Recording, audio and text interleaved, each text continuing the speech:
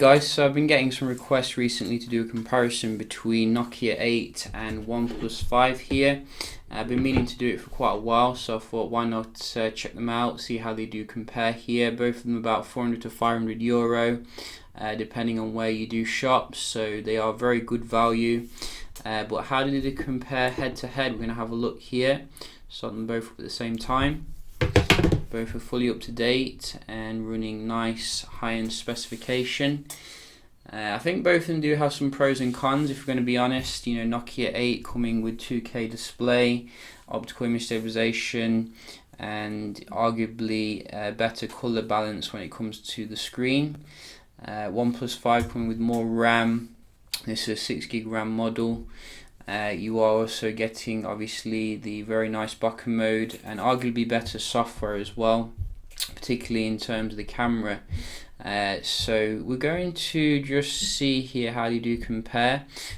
Both have had, as I said, all their updates applied and everything's closed down. So let's just open up a few apps here, starting off with the basic ones. And it'll be quite interesting if Nokia can beat the OnePlus 5.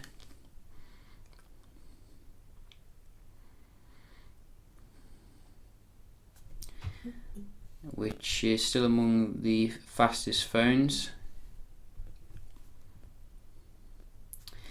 And so far it looks like the OnePlus 5 is holding that title quite well, if you ask me. Just that little bit more snappy, although it is quite that was even quicker on the OnePlus 5, even though there was a pop-up. So we're going to talk about the camera UI in a bit, because I think that is a quite deciding difference here. Let's have a look at some of the inbuilt apps. So let's try Play Store. Yeah, again OnePlus 5. So much more conclusive here than I was actually expecting. Do we have weather here or settings? Let's have a look. Where is the settings on this one? I can't even find it. There it is. Go. So again, you know, very quick on OnePlus 5 boy. Let's just try some games here.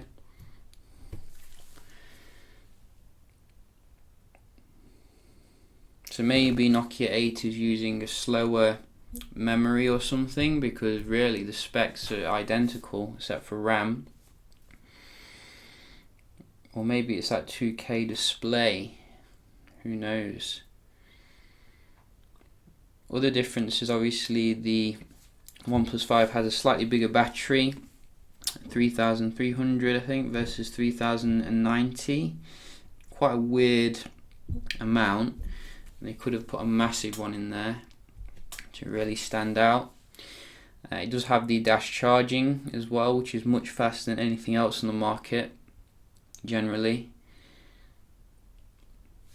Yeah, so you can see here quite conclusively every single one is going on the OnePlus 5 much faster. I think the bezel ratio is a little bit better as well with the OnePlus 5. You can see we do get less annoying black area here compared to the Nokia 8. So let's just move on here and try something else. So we're just going to have a look at the Wi-Fi performance. So just make sure they're on the same, and let's go.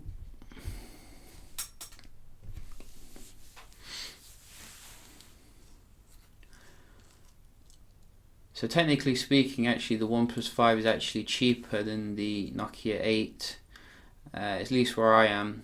If you get the entry level model, if you get the 8GB RAM model, then it's about the same price. But you know, I would expect better performance if I'm paying more from Nokia. So look at the speed here. The Wi-Fi strength looks stronger on the OnePlus 5. If you look at the actual bars at the top, I'm not that far away from the router, so that could be something to consider here. You are also getting a better score in terms of the Wi-Fi. It's not new, and you can see again, can't get up to OnePlus 5, I'm afraid. Nokia, it's a good try though. You know, we have missed you. Ping is good though. You know, ping is pretty good, as well as the upload. So, you know, consolation point there. How does the multitasking fare? We're gonna have a look. So right back to the beginning. Oh, reload on the left, and yeah, another reload. Maybe Nokia 8 needs a factory reset. You shouldn't really need to factory reset after only having the phone for a couple of months. I mean, surely they should have some, you know, maintenance runtime in the background or something. But it seems to me, you can see there's a massive difference here in terms of the responsiveness. Look how long that took, and it's only a couple of months old. You can see straight in here. So 6 gigs of RAM, you know, definitely benefits the OnePlus 5, let's just be honest, as well as maybe the software kind of stability. Let's just check the games as well, and then round the video off. And what's this? Crazy Taxi. Oh, reload. So this is a total knockout, you know, this is like a massacre video. We don't really get many of these nowadays because most phones are pretty much comparable, but clearly not here with these two. I wasn't expecting such a massive difference really. HMD definitely need to work on the optimization, memory management, etc. But you know, at the end of the day, speed isn't everything. Reload here, as you can see, OnePlus 5 is not infallible. Speed isn't everything, as I was saying, and obviously, as I said, you are getting some advantages with the Nokia here, which is exemplified on a big web page. So if we just show you here, I'd say that the screen is far more color accurate and higher in terms of the resolution. You know, 2K, you do notice it. Why isn't this moving? You performed well for the speed test, and now it's all going downhill. So yeah, you can see, you can really see how nice and sharp the Nokia 8 is in terms of the text compared to the fuzziness on the OnePlus 5. You also get the jelly effect, obviously, which you don't get on the Nokia, which is a nice bonus. Both have fingerprint scanners, you know, both very solid in that respect, although I do prefer the button layout on the Nokia, because you know, you don't know which one's which on the OnePlus 5, so I end up just disabling them. This one's much like HTC, and also on the back, as I said, you are getting optical image stabilization, which I think will lead to better low light performance overall. I have done a comparison with the S8, and it's about comparable.